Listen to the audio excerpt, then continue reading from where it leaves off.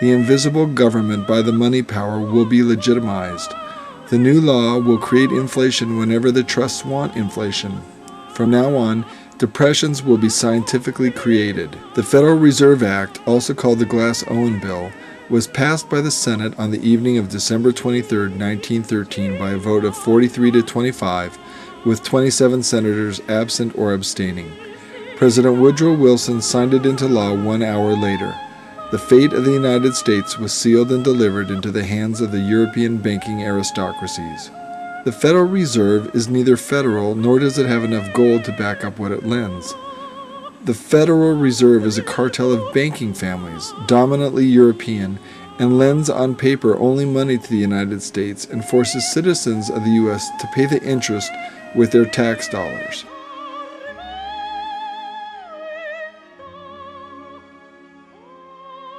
Barry Goldwater, the late senator from Arizona who ran against Lyndon Johnson in 1964 for president, said most Americans have no real understanding of the operation of international moneylenders.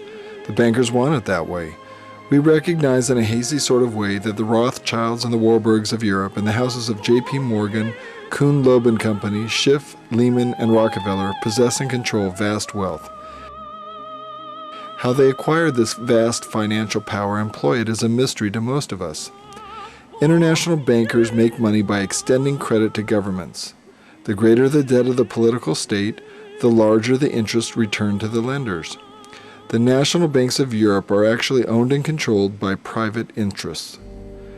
The federal government of the United States does not own any portion of the Federal Reserve, nor can common citizens own stakes in this cartel. The Federal Reserve does not publish audited accounts, but is paid over $150 billion a year by the American taxpayers. This central bank regularly creates periods of inflation or deflation in a scientific method that creates enormous profits for these banking families at the expense of over 99% of the population. Today, Chase Bank, J.P. Morgan and Rockefeller owned, and Citibank, Rockefeller owned, have the majority control of shares of the Federal Reserve. In concert with the Rockefellers, the Habsburg elite, which included the soon-to-be-named Windsors, premeditated a world war to consolidate their power. The Ludlow massacre was an early indication of the length to which the Rockefellers would go to achieve their goals. Rockefeller lusted after the Russian Baku oil fields. However, Tsar Nicholas, on Rasputin's advice, was not willing to involve Russia with the Rockefellers.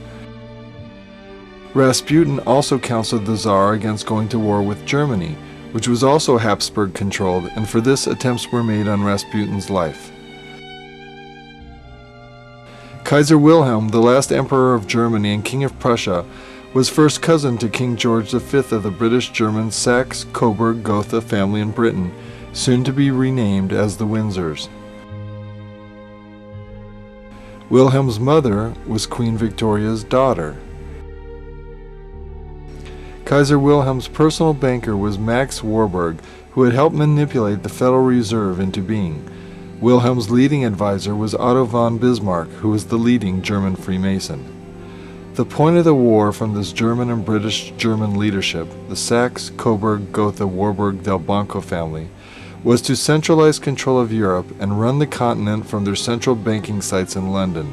The cabal already financially controlled Great Britain and recently gained large control of the United States through the Federal Reserve Act.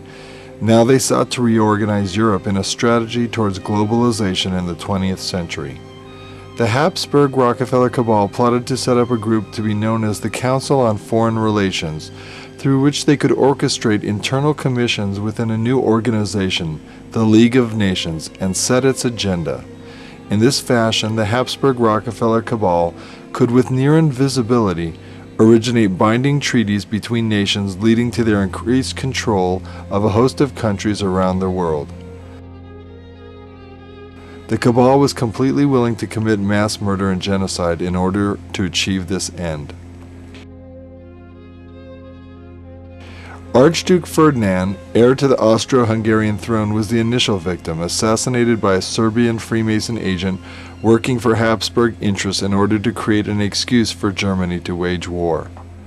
Over in the U.S. during his